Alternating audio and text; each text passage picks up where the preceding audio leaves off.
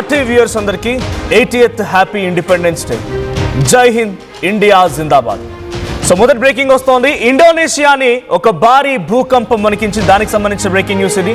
So Indonesia ఒక్కసారిగా ఈ భూకంపంతో వణికిపోయింది. తూర్పు ఇండోనేషియాలోని ఫ్లోరెస్ దీవి సమీపంలో భూకంపం సంభవించింది. రిక్టార్ స్కేల్ పైన 7.7గా భూకంప తీవ్రత నమోదైంది.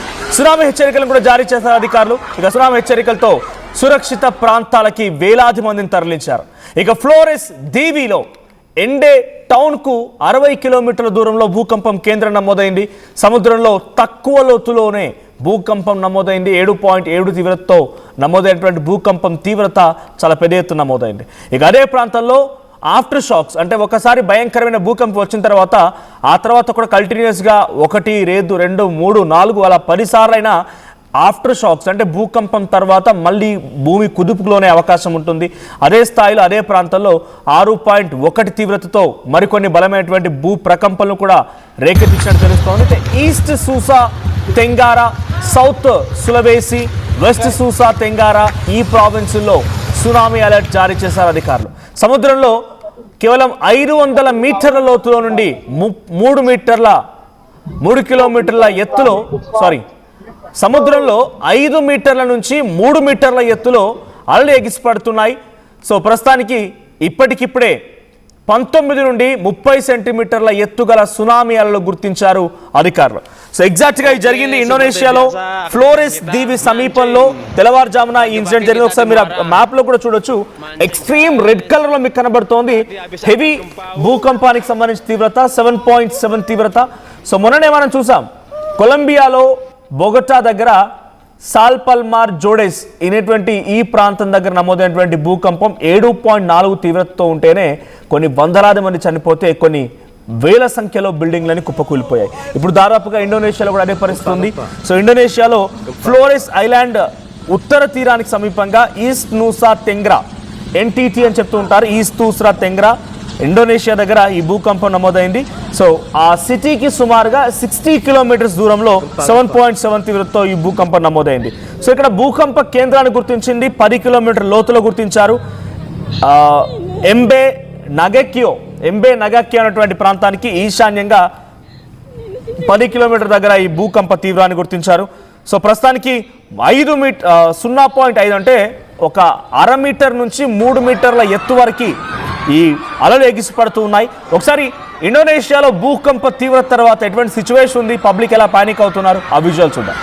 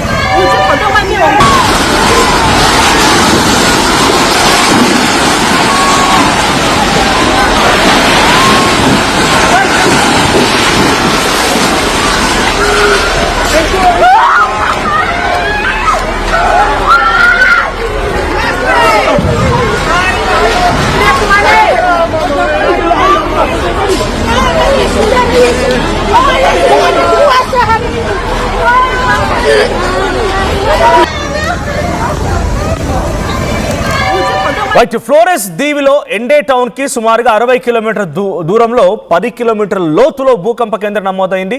సో 7.7 తీవ్రతతో భూకంపం నమోదైంది. ఆఫ్టర్ షాక్స్ కంటిన్యూస్ గా వస్తూనే ఉన్నాయి. ఒకసారి మ్యాప్ మీకు చూపిస్తాను ఎన్నిసార్లు అక్కడ భూకంపం సంభవించింది అనేది. సో బ్లూ కలర్ లో ఉంది, లైట్ మైల్డ్ అనుకోండి. సో ఆరెంజ్ లో ఉంది కొంత హెవీ, అండ్ మోర్ హెవీ అని అంటే రెడ్ కలర్. సో 2 సార్లు హెవీ రెడ్ లో కనబడుతున్నాయి ఇక డాట్స్ మనకు నక్కున్నప్పుడు. ఆ ప్రాంతంలో భయంకరమైనటువంటి భూకంపం 2 సార్లు సంభవించింది. 7.7 తీవ్రతతో ఒకటి, 6.8 తీవ్రతతో ఒకటి. సో వరుసగా నమోదవుతున్నటువంటి ఈ భూకంపాలు ప్రస్తుతానికి పబ్లిక్ ని పానిక్ చేస్తూ ఉన్నాయి, భయాందోళనకు గురయ్యే విధంగా చేస్తూ ఉన్నాయి. ఎటు చూసినా ఒక హై అలర్ట్ వాతావరణం అయితే నెలకొంది.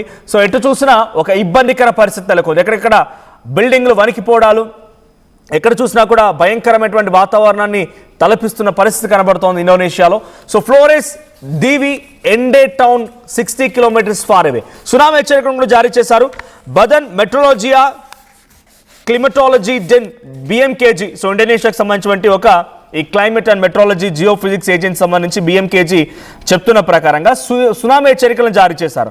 సో సుమారుగా ఇప్పటికే కొన్ని తీర ప్రాంతాల వెంట మౌరోల్ ఎండే ఇక్కడ 1 మీటర్ ఎత్తు వరకు అల్లెగిసి పడుతూ ఉన్నాయి.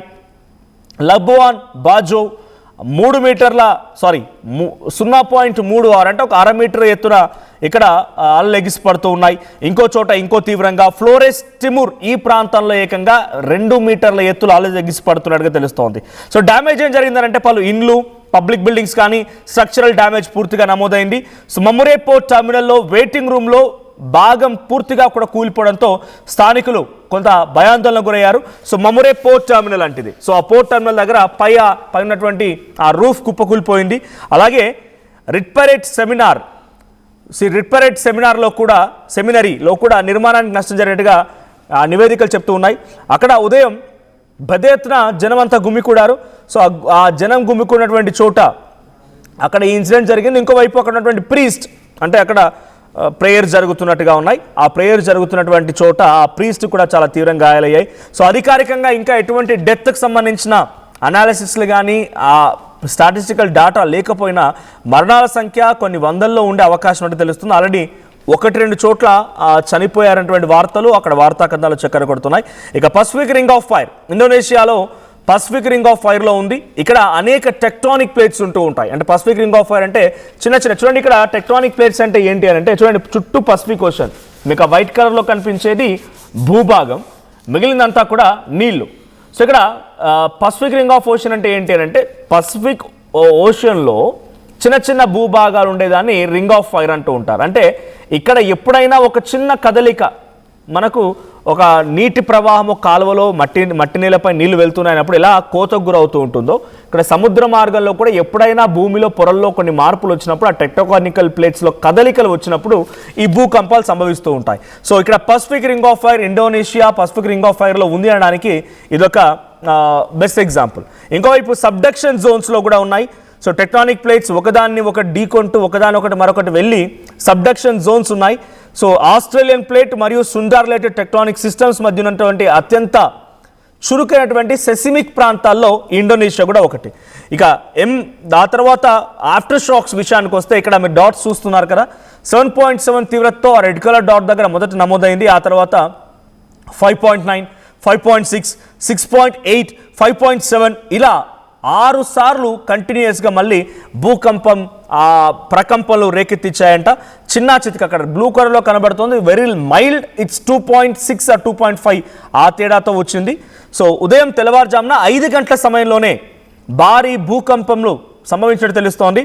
సో ప్రస్తుతం అక్కడ ప్రధానంగా ఎక్కడెక్కడ ఏ నగరాలపైన ఈ ప్రభావం పడింది అన్నప్పుడు చూస్తే ఈస్ట్ నుసా తెంగారా, ఫ్లోరెస్ ఐలాండ్, ఎండే, సిక్కా, నగెక్వా, మంగరాయ్ భరత్ అండ్ ఫ్లోరెస్ తిమూర్ ఈ ప్రాంతాలపైన ఎక్కువగా ప్రభావం పడింది. ఇది చాలా తీవ్రమైనటువంటి ఒక భూకంపంగా అక్కడ ఇండోనేషియా పరిగణన తీసుకుంటోంది.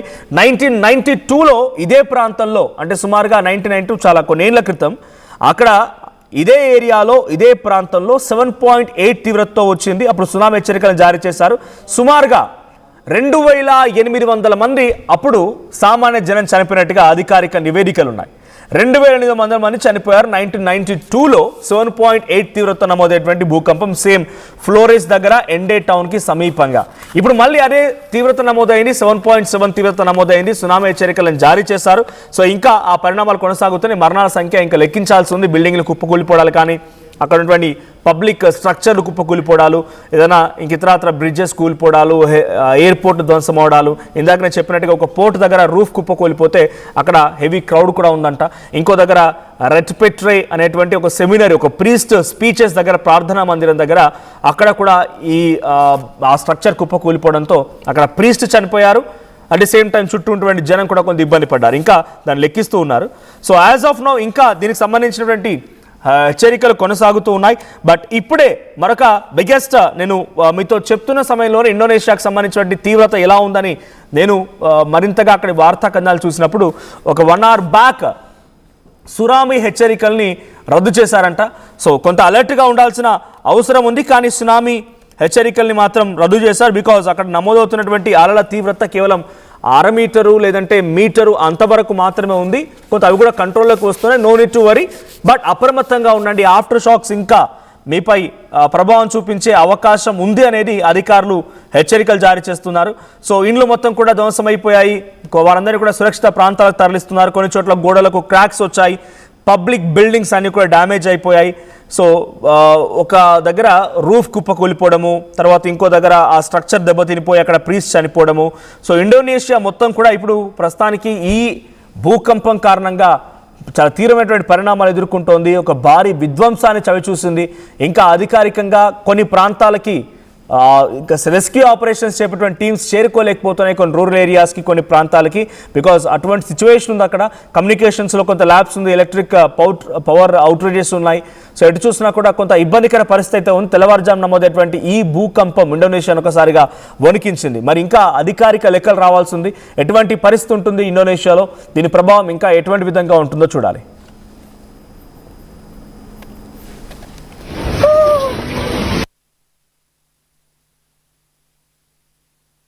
Pagi-pagi kita di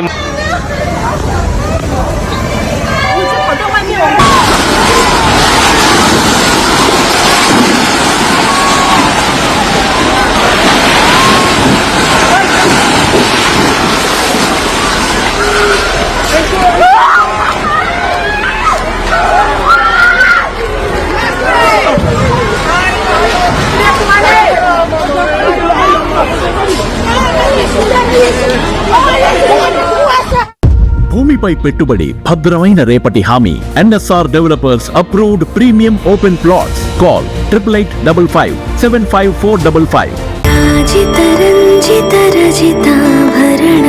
Pure in its form with grace made noble.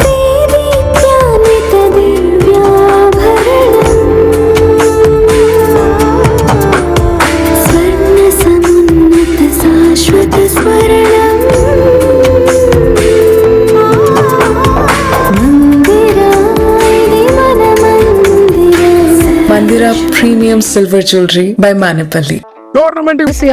ఆషాఢ మాసం సందర్భంగా మన కోసం ఫ్యాషన్స్ ఏపీ అండ్ తెలంగాణలోని 24 స్టోర్స్ లో సరికొత్త ఆఫర్స్ తో మీ ముందుకు వస్తుంది. అంతేకాకుండా ఈ ఆషాఢ మాసంలో మన ప్రత్యేకత, కిలో చీరలు కొనండి, 1/2 కిలో చీరలు ఉచితంగా పొందండి. బోనాల పండుగ జోర్దార్గా చేయాలని ఆలోచన చేస్తున్నారా? అయితే కిసాన్ ఫ్యాషన్ మాల్ లో అద్రిపోయే ఆఫర్లున్నాయి. జోర్దార్గా షాపింగ్ చేయండి. పండుగ అయినా, దావత్ అయినా, పట్టు అయినా, ఫ్యాషన్ అయినా కిసాన్ ఫ్యాషన్ మాల్.